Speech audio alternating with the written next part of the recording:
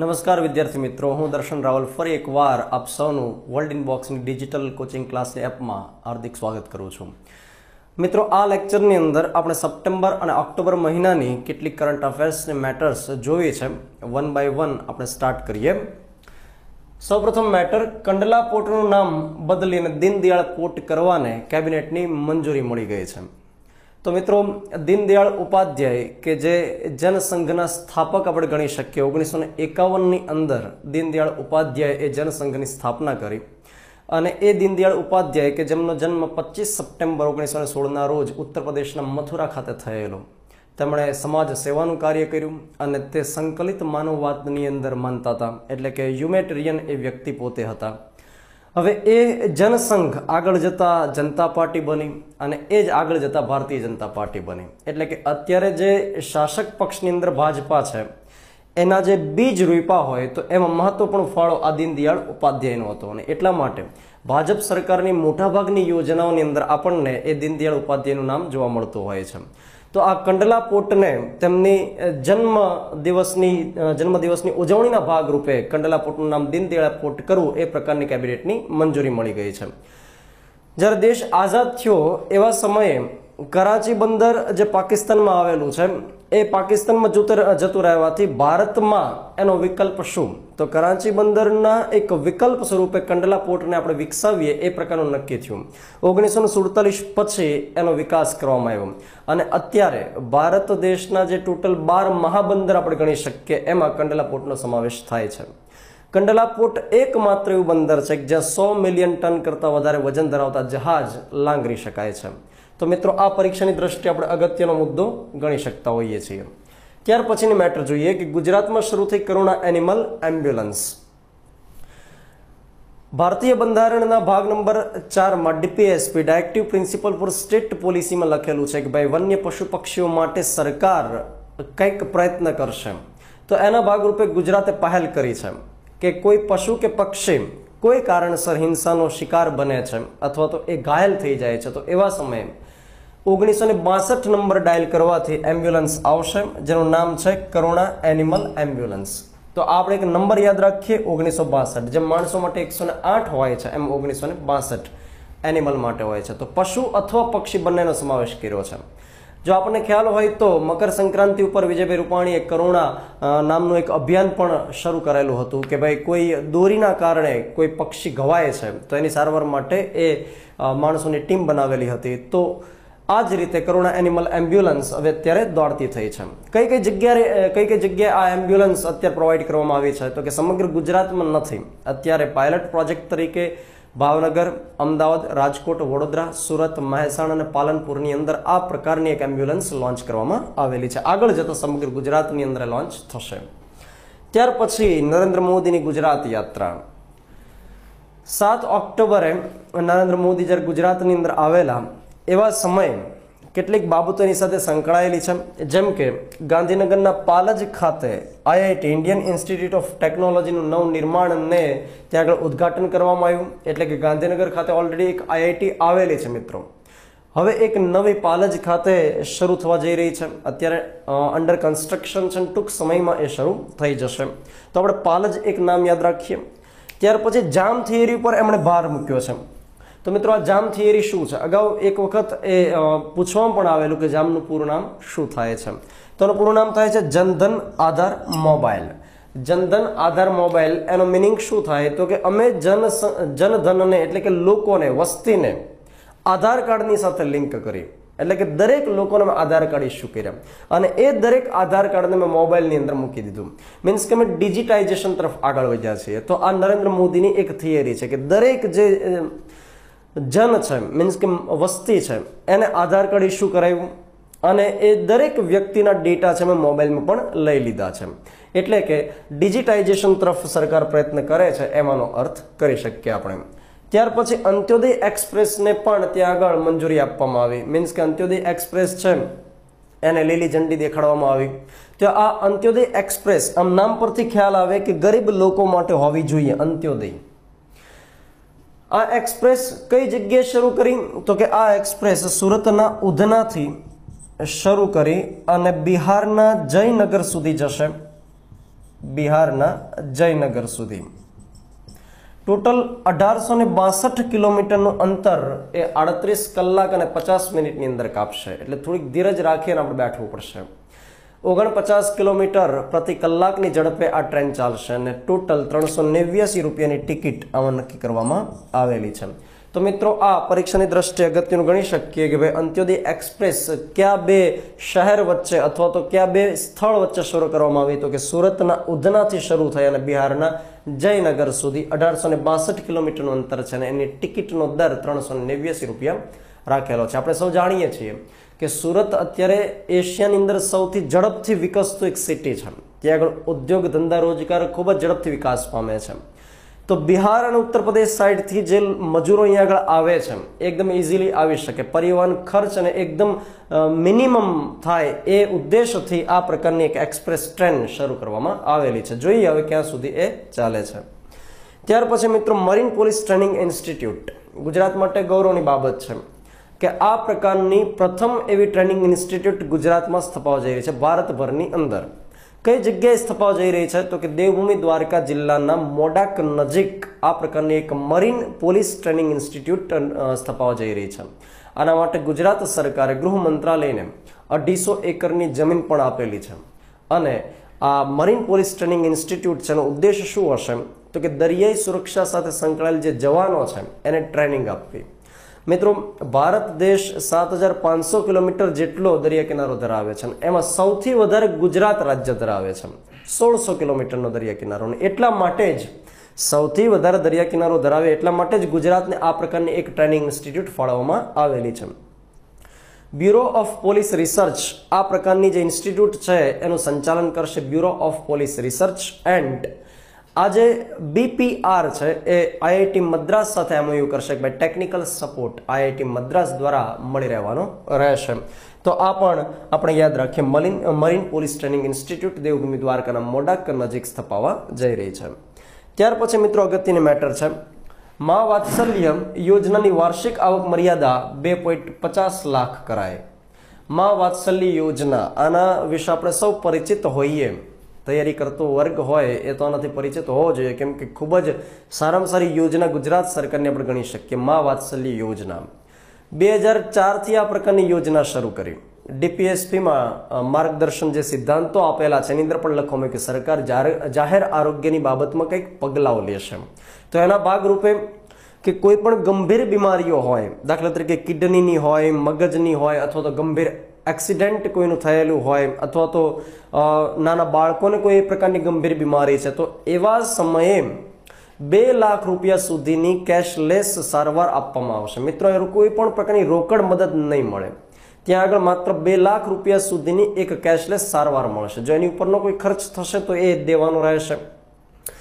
માત્ર સરકારી હોસ્પિટલની અંદર જ આ પ્રકારની યોજનાનો લાભ મળશે તો કે નહીં, એવું નથી. આમાં પ્રાઇવેટ હોસ્પિટલનો પણ સમાવેશ કરેલો છે.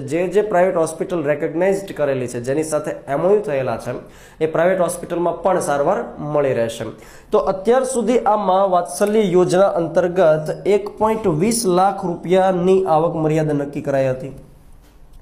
જે વ્યક્તિની અથવા જે કુટુંબને આપણે ગણીએ, જે કુટુંબની વાર્ષિક આવક મર્યાદા 1.20 લાખ રૂપિયા હોય એ કુટુંબને આનો લાભ મળવા પાત્ર હતો. પરંતુ હવે એ આવક મર્યાદા વધારી અને 2.5 લાખ રૂપિયા કરવામાં આવેલી છે. ત્યાર પછીની કેટલીક મેટર્સ જોઈએ. ગુજરાત સરકારે કરાર આધારિત કર્મચારીઓને રાહત આપી. મિત્રો ચૂંટણી નજીકમાં છે તો એના ભાગરૂપે આ પ્રકારની જાહેરાત કરવામાં આવી કે ભાઈ જે કોન્ટ્રાક્ટ કર્મીઓ છે કે જે કરાર આધારિત 11 મહિનાના કરાર ઉપર એ નોકરી રાખતા હોય છે, ઘણી બધી જગ્યાએ આપણને જોવા મળે. દાખલા તરીકે એ ભણાવવાના ક્ષેત્રમાં હોય અથવા તો અન્ય કોઈ ક્ષેત્રમાં ક્લેરિકલ વર્ક હોય, તો એ દરેક જગ્યાએ જે 11 મહિનાના કોન્ટ્રાક્ટ આધારિત હોય છે તેમને શું રાહત આપવામાં આવી? તો કે તેમને દૈનિક મુસાફરી ભથ્થું 250 રૂપિયા સુધીનું આપવાનું નક્કી કર્યું. એ ઉપરાંત કેઝ્યુઅલ લીવ એટલે કે આકસ્મિક કારણસર જો એમને લીવ લેવાની થાય તો વર્ષમાં 11 લીવ એમને મંજૂર કરવામાં આવી. એ જ રીતે જો શરૂ ન કરીએ એમનું મૃત્યુ થાય છે તો એમને 2 લાખ રૂપિયા સુધીની સહાય કરવાનું પણ નક્કી કરવામાં આવ્યું. અને કોઈ મહિલા છે કે જે બાળકને જન્મ આપે છે, એટલે કે ગર્ભધારણ કરેલી મહિલા છે, એમને ટોટલ 90 દિવસ સુધીની રજા વિથ સેલરી આપવાનું નક્કી કરવામાં આવેલું છે. તો અત્યાર સુધી આ પ્રકારનો લાભ કોન્ટ્રાક્ટ બેઝ ઉપર કામ કરતા કર્મચારીઓને નહોતો મળતો, તો હવેથી એ લાભ પણ મળશે એ પ્રકારની જાહેરાત કરવામાં આવેલી છે. ત્યાર પછી કચ્છના ભુજ પાસેથી ઇચ્છથાયોસૌરના અવશેષ મળી આવ્યા. તો મિત્રો આ ઇચ્છથાયોસૌર એટલે આપણને કંઈક આ ડાયનાસોરની સાથે મળતું એવું લાગશે. તો લાખો વર્ષ પહેલા, એક્ઝેક્ટ તો આંકડો આપણે નહીં કહી શકીએ, પણ લાખો વર્ષ પહેલા એટલે કે મોસેઝોઇક પીરિયડ તરીકે જે ઓળખાય છે એ સમયગાળા દરમિયાન આ પ્રકારનું એક પ્રાણી અહીંયા આગળ પૃથ્વી પર અસ્તિત્વ ધરાવતું હશે એવું માનવામાં આવે છે, જેનું નામ આપ્યું ઇચ્છથાયોસૌર. તો ઇચ્છથાયોસૌર એટલે કે એક પ્રકારની આપણે જળ ગરોળી કહી શકીએ, કે પાણીમાં રહેતી ગરોળી ટાઈપનું એક મોટું પ્રાણી એમ આપણે કહી શકીએ. તો આ કચ્છના ભુજ પાસેથી કાસ નામનો જે ડુંગરાળ વિસ્તાર છે ત્યાં આગળ લોડોઈ ગામ પાસે આ પ્રકારનું 5.5 ફૂટનું એક હાડપિંજર મળી આવ્યું હતું. ત્યાર પછી દિલ્હી ખાતેની પુરાતન શાખાની ઓફિસે અથવા તો ત્યાં લેબોરેટરી લઈ જવામાં આવ્યું અને ત્યાં શરૂઆતમાં એવું માનતા હતા કે ડાયનાસોરના અવશેષ હોવા જોઈએ, પરંતુ વૈજ્ઞાનિકોએ સાબિત કર્યું કે ડાયનાસોરના નથી, પરંતુ આ જળ ગરોળી હોવી જોઈએ. તો આ જેનું નામ આપ્યું છે ઇચ્છથાયોસૌર. તો હવેથી આપણે એ પણ યાદ રાખવું પડશે. અત્યાર સુધી આપણે લોથલ યાદ રાખતા, ત્યાર પછી હડપ્પા યાદ રાખતા હતા, ધોળાવીરા યાદ રાખતા. હવે એક બીજું પણ યાદ રાખશું કે ભાઈ કચ્છના ભુજ પાસેથી લોડોઈ ગામેથી 5.5 ફૂટનું એક હાડપિંજર મળી એવું જે છે ઇચ્છથાયોસૌરનું. ત્યાર પછી રતિલાલ બોરીસાગરને નર્મદ પારિતોષિક એનાયત કરવામાં આવ્યું. રતિલાલ બોરીસાગર કે જે હાસ્ય સાહિત્યકાર છે, એ જ રીતે નિબંધકાર પણ છે, કે જેમનો જન્મ 31 ઓગસ્ટ 1938ના રોજ અમરેલી ખાતે થયેલો. તો એમને અત્યાર સુધીમાં જ્યોતિન્દ્ર દવે પારિતોષિક પણ મળેલો છે અને તાજેતરમાં એમને મહારાષ્ટ્ર રાજ્ય ગુજરાત સાહિત્ય એકેડેમી તરફથી આ પ્રકારનો એક એવોર્ડ મળ્યો, નર્મદ પારિતોષિક, સાથે 51,000 રૂપિયા રોકડ ઇનામ અને એક સ્મૃતિચિહ્ન પણ અર્પણ કરવામાં આવેલું છે. ગુજરાત રાજ્ય બાલ મિત્ર એવોર્ડ. ગુજરાત રાજ્ય બાલ મિત્ર એવોર્ડ કયા ક્ષેત્રે આપવામાં આવે છે? તો કે નામ પરથી ખ્યાલ આવશે, બાલ મિત્ર એટલે કે બાળકોની કેળવણી માટે જે કાંઈ પ્રકારનું કામ કર્યું હોય તો એના માટે આપવામાં આવતો હોય છે. દર વર્ષે એનાયત થતો હોય છે. તો આ વર્ષે બોટાદમાં રહેલી આસ્થા ચેરિટેબલ ટ્રસ્ટમાં કામ કરતા બકોલાબેન મોજીત્રાને આ એક એવોર્ડ એનાયત કરવામાં આવ્યો. બકોલાબેન મોજીત્રા આસ્થા ચેરિટેબલ ટ્રસ્ટની અંદર દિવ્યાંગ બાળકોની કેળવણીનું કામ કરે છે. તો ગાંધીનગર ખાતે જાગૃતિબેન પંડ્યાના હસ્તે આ એવોર્ડ એમને એનાયત કરવામાં આવ્યો છે. ત્યાર પછી જોઈએ WHOમાં નાયબ ડીજી નિયુક્ત થનારા સૌમ્ય સ્વામીનાથન પ્રથમ ભારતીય બન્યા. મિત્રો ગૌરવની બાબત છે કે WHO જેવી ઇન્ટરનેશનલ કોઈ એક ઓર્ગેનાઇઝેશન છે, વર્લ્ડ હેલ્થ ઓર્ગેનાઇઝેશન, કે જે ખૂબ જ સારામાં સારું કામ કરે છે વિશ્વ કક્ષાએ. એ વિકાસશીલ અથવા તો અલ્પ વિકસિત જે નેશન્સ બધા આવેલા છે, ખાસ કરીને એશિયાના, આફ્રિકાના, ત્યાં આગળ રોગો સામે લડવામાં મહત્વપૂર્ણ ભૂમિકા ભજવે છે. આપણે પણ ભારતની અંદર એણે ખૂબ જ સારામાં સારી કામગીરી કરી. જુલાઈ 2011થી લઈને જુલાઈ 2014 સુધી પોલિયોનો એક પણ કેસ રજીસ્ટર્ડ નહોતો થયો. એના ભાગરૂપે WHO ભારતને પોલિયો મુક્ત જાહેર કર્યો. તો પોલિયો મુક્ત ભારતને જાહેર કરવામાં WHOનો ફાળો ખૂબ વધારે સારામાં સારો હતો. અત્યારે હાલમાં WHOના ડીજી ડાયરેક્ટર જનરલ કોણ છે? તો એનું નામ કંઈક આ મુજબ છે, ટેડ્રોસ આધાનોમ ગેબ્રેયસુસ. ટેડ્રોસ આધાનોમ ગેબ્રેયસુસ. થોડુંક વિચિત્ર નામ છે, પરંતુ નાયબ ડીજી ડેપ્યુટી ડાયરેક્ટર જનરલ એ ભારતીય છે, સૌમ્ય સ્વામીનાથન. તો સૌમ્ય સ્વામીનાથન છે એ ઇન્ડિયન કાઉન્સિલ ઓફ મેડિકલ રિસર્ચના પણ હેડ રહી ચૂકેલા છે, સાથે બાળરોગ નિષ્ણાત છે. તો હવે તેઓ WHOની અંદર નાયબ ડીજીની પોસ્ટ છે એ શોભાવવા જઈ રહ્યા છે. ત્યાર પછી ગરીબી ભારત છોડો અભિયાન. તો મિત્રો આ પ્રકારનું અભિયાન છે એ ભારતમાં પ્રથમવાર નથી આવ્યું. આ પ્રકારનું અભિયાન ઇન્દિરાબેન ગાંધી વખતથી ચાલ્યું આવે છે કે ભાઈ ગરીબી મુક્ત ભારત દેશ બનાવવાનો છે, પરંતુ એ હાલમાં શક્ય નથી લાગતું, કારણ કે ગરીબી એક પ્રકારની મેન્ટાલિટી રહી છે. તો આ ગરીબીને દૂર કરવા માટે આ પ્રકારનું અભિયાન નાનાજી દેશમુખની જન્મદિવસની ઉજવણીના ભાગરૂપે લોન્ચ કરવામાં આવ્યું. નાનાજી દેશમુખ કે જેમનો જન્મ 11 ઓક્ટોબરના રોજ થયેલો હતો અને એ પોતે એક સોશિયલ એક્ટિવિસ્ટ હતા, સામાજિક કાર્યકર હતા. સાથે તેમણે હેલ્થની બાબતમાં પણ ખૂબ સારામાં સારો પ્રચાર કર્યો, સમાજની અંદર અવેરનેસ ફેલાય એ પ્રકારનો પ્રયત્ન કરેલો. તો એમના જન્મદિવસની ઉજવણીના ભાગરૂપે પૂસા ખાતેથી, પૂસા જે દિલ્હી ખાતે આવેલું છે ત્યાંથી આ પ્રકારનું એક અભિયાન લોન્ચ કરવામાં આવ્યું, ગરીબી ભારત છોડો. અને આ અભિયાન અંતર્ગત કોઈ પણ પ્રકારની સહાય નહીં મળે મિત્રો. ગરીબી ભારત છોડો અભિયાન અંતર્ગત લોકોની માનસિકતામાં ચેન્જ થાય એ માટે પ્રયત્ન કરવામાં આવશે. ત્યાર પછી આપણે વાત કરીએ global hunger index 2017. Global hunger index કે જે વિશ્વભરની અંદર અલગ અલગ દેશોની અંદર સર્વે કરશે કે ભાઈ ભૂખમરો કયા દેશમાં કેટલો રહેલો છે. વોશિંગ્ટન ખાતેથી આ પ્રકારનો ઇન્ડેક્સ દર વર્ષે બહાર પાડવામાં આવે છે. ત્યાં આગળ રહેલી એક international food policy research institute છે એ આ પ્રકારનો ઇન્ડેક્સ બહાર પાડે છે. આ વર્ષે ટોટલ 119 દેશોનો સર્વે કરવામાં આવ્યો, જેમાં અલગ અલગ બાબતો ઉપર ધ્યાન દેવામાં આવે, જેમ કે ત્યાં આગળ કુપોષિત વસ્તી કેટલી છે, બાળ મૃત્યુદરનું પ્રમાણ કેટલું છે, બાળ બગાડ કેટલો છે વગેરે. એ પ્રકારની આ જે ક્રાઇટેરિયા છે એની ઉપર ફોકસ કરી અને ઇન્ડેક્સ તૈયાર થાય છે.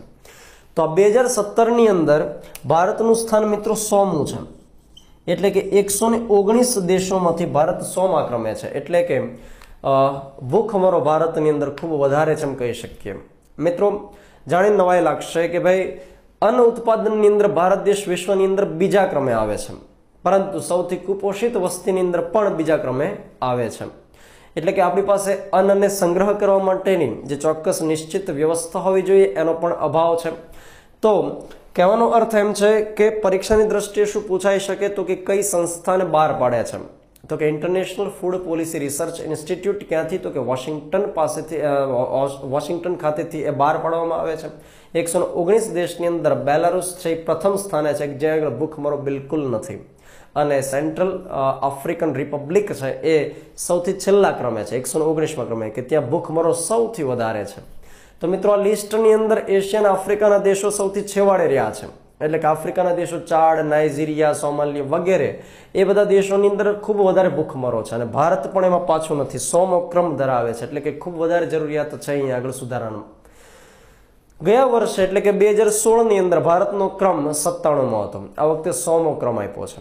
મિત્રો અહીંયા આગળ ઇન્ડેક્સ એ રીતે તૈયાર કરે છે કે 0 અને 100 વચ્ચે એમને કંઈક રેન્ક આપવામાં આવે છે. જેમ કે કેમ આપણે ગુણ મેળવતો હોય ટેસ્ટની અંદર 100માંથી 90 માર્ક્સ આવે, 80 માર્ક્સ આવે વગેરે, તો એની જેમ આમ આપણે દરેક દેશને રેન્કિંગ આપવામાં આવતો હોય છે, જેનો સ્કેલ 0 થી 100 સુધીનો હોય છે. એ પણ આપણે યાદ રાખીએ. ત્યાર પછીની કેટલીક મેટર જોઈએ.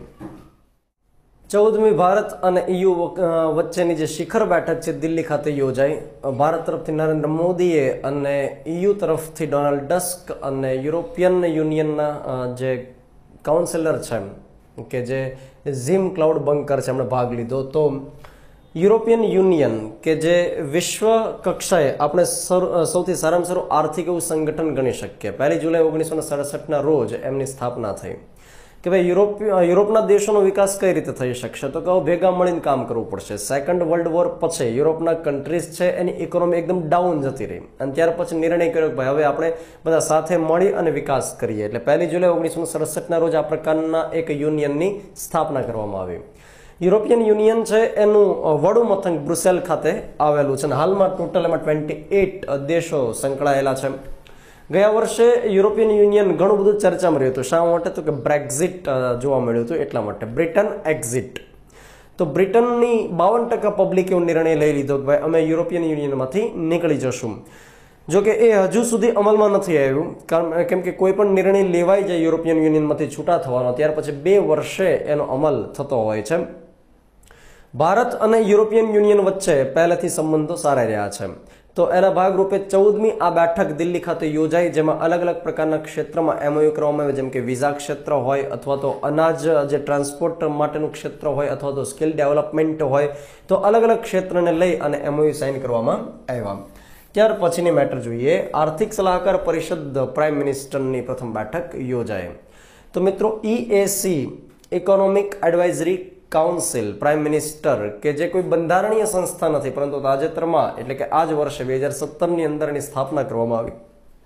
વડાપ્રધાનને કોઈ પણ બાબતમાં જો આર્થિક સલાહ લેવાની જરૂર પડશે તો એ આ કાઉન્સિલ પાસેથી લઈ શકશે, જેના હાલમાં અધ્યક્ષ અને પ્રથમ અધ્યક્ષ આપણે ગણી શકીએ વિવેક દેબોરોય છે. તો મિત્રો હાલમાં આપણી ઇકોનોમી ખૂબ જ ઝડપથી બદલાઈ રહી છે. આપણે જોઈ શકીએ કે ડિમોનેટાઇઝેશન જે થયું ત્યાર પછીથી ઘણા બધા ડ્રાસ્ટિક ચેન્જ જોવા મળ્યા કે ભાઈ કેશલેસ ઇન્ડિયાનું જે સપનું છે સાકાર થવા જઈ રહ્યું છે. ત્યાર પછીની આપણે વાત કરીએ તો ઓનલાઈન ટ્રાન્ઝેક્શન્સ બધા વધી ગયા છે, ડિજિટાઇઝેશનનો વેગ વધી ગયો છે. તો આ બધી બાબતમાં એક જીએસટી પણ તાજેતરમાં આવ્યું છે, ગુડ્સ એન્ડ સર્વિસીસ ટેક્સ, કે જે 101મો બંધારણીય સુધારો છે.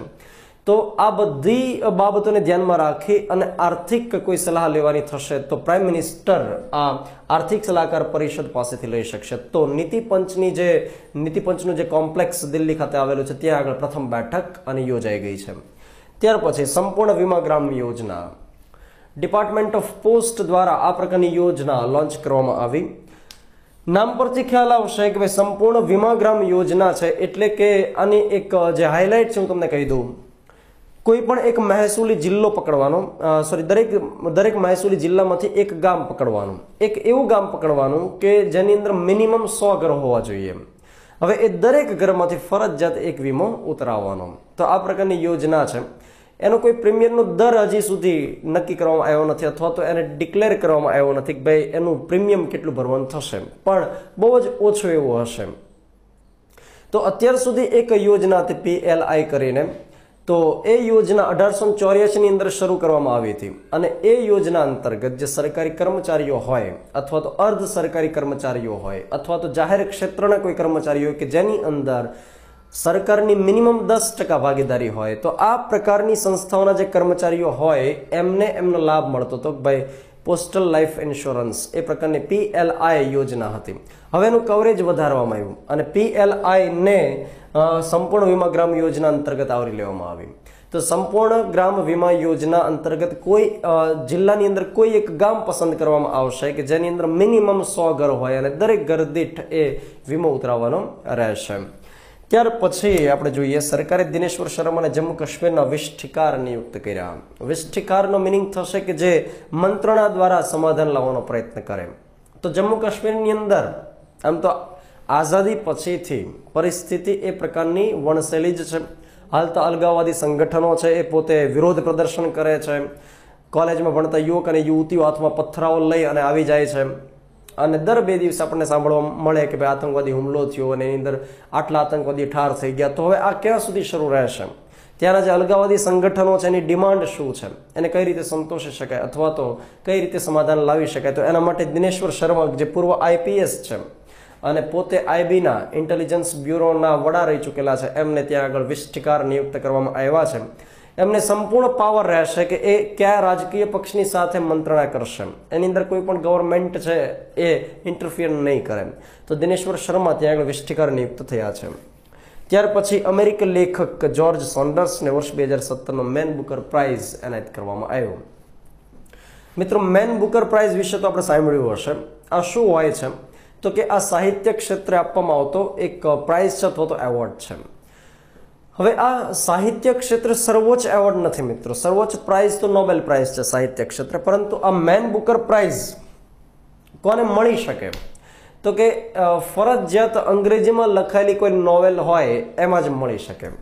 ફરજિયાત ઇંગ્લિશમાં લખાયેલી હોવી જોઈશે અને એ કલ્પના આધારિત હોવી જોઈશે. કોઈ બાયોગ્રાફી કે એ પ્રકારની નહીં, આત્મકથા કે એ પ્રકારની કોઈ નોવેલ નહીં હોય, પણ એક કલ્પના આધારિત કોઈ નોવેલ લખી હોય, અંગ્રેજીમાં લખાયેલી હોય અને યુકેની અંદર પબ્લિશ્ડ થયેલી હોય એને જ આ એવોર્ડ મળવા પાત્ર છે. 1969થી આ મેન બુકર પ્રાઇઝની શરૂઆત કરવામાં આવી. તો યુનાઇટેડ કિંગડમ એટલે કે બ્રિટન છે, આયર્લેન્ડ છે અને ઇંગ્લેન્ડના જે કોમનવેલ્થ નેશન છે ઇંગ્લેન્ડ સાથે સંકળાયેલા, ત્યાં પબ્લિશ થયેલી કોઈ બુક હશે તો એને જ મળશે.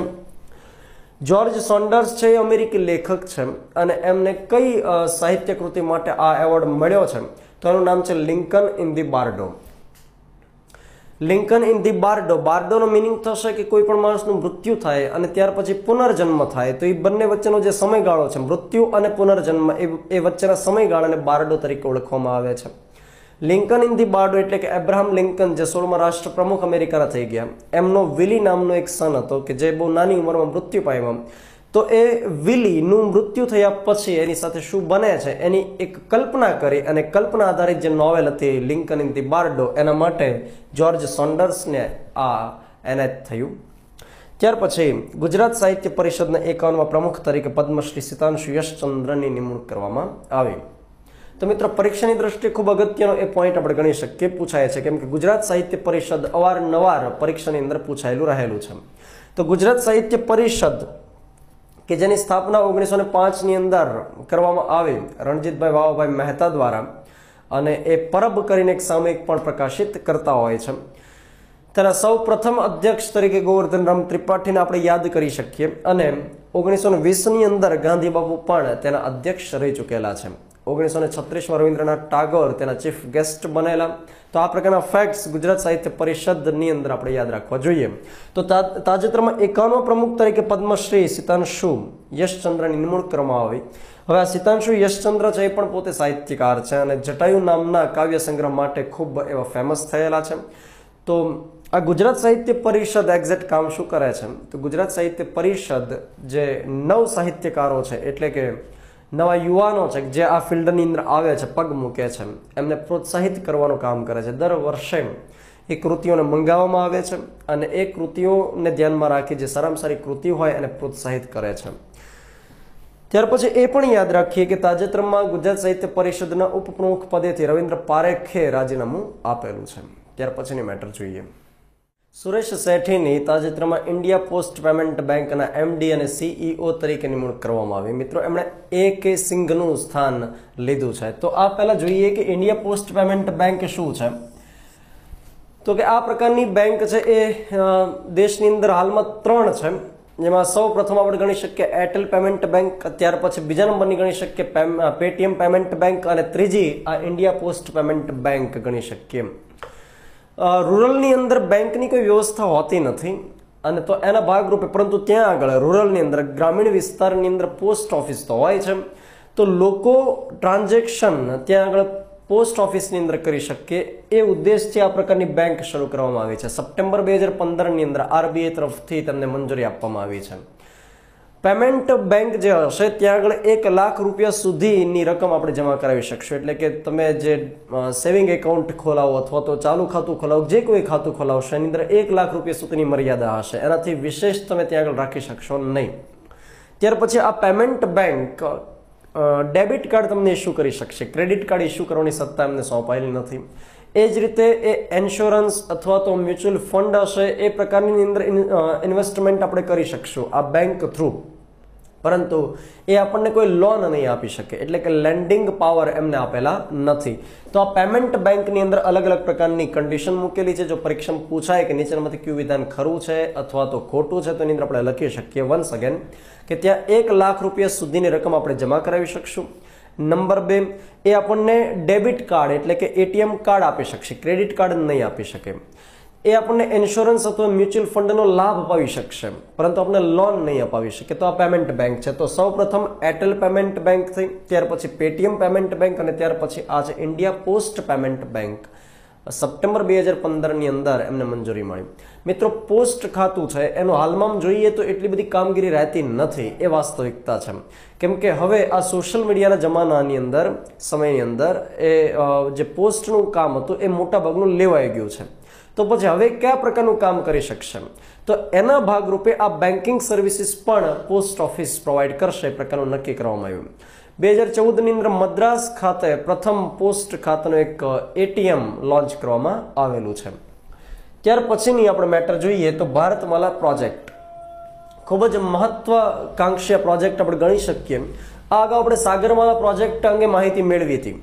સાગરમાલા પ્રોજેક્ટ એટલે શું? તો કે જે બંદર આવેલા છે એમની વચ્ચેની કનેક્ટિવિટી એકદમ મજબૂત કરવી, એકદમ સુદૃઢ અને સુનિશ્ચિત કરવી.